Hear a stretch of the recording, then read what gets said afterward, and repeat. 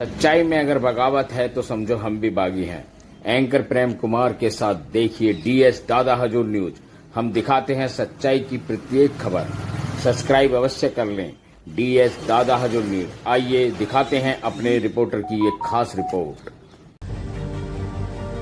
अब जबकि लोकसभा के चुनाव का प्रचार समाप्त हो गया है, कल 7वें चरण के वोट पड़ेंगे, तब मैं तो समझता हूं सभी जितने बड़े नेता हैं सबको साधना करनी चाहिए। केवल प्रधानमंत्री को ही नहीं, और प्रधानमंत्री जी कर रहे हैं तो उसमें सहयोग भी करना चाहिए। आलोचना का विषय तो कभी हो ही नहीं सकता। साधना, ध्यान, मेडिटेशन, योगा, भक्ति, पूजा, आस्था, श्रद्धा, विश्वास, ये कभी विरोध का विषय नहीं हो सकता।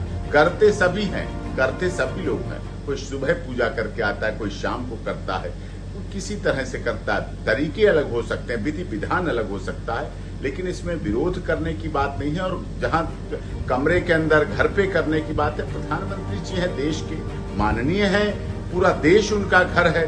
कुछ ऐसे पद होते हैं जिनको विपक्ष को भी गरिमा रखनी चाहिए। देश के महामहिम राष्ट्रपति का पद, honourable chief justice of India का पद, प्रधानमंत्री महोदय का पद, ये ऐसे पद हैं जिनका पूरा देश होता है। गुवाहाटी से चौपाटी, कन्याकुमारी से कश्मीर तक होता है, तो वो कन्याकुमारी में कर रहे हैं। स्वामी विवेकानंद पूरे देश के नहीं, पूरी दुनिया के थे। पूरी दुनिया स्वामी विवेकानंद जी को मानती है। तो ऐसे में ये आलोचना करी, चुनाव हो गया, प्रचार बंद हो गया, भाषणबाजी खत्म हो गई, तो अब उनको सब आस्था श्रद्धा के आधार पर इस पर व्यक्तिगत टिप्पणी न करके खुद भी एनालिसिस करना चाहिए।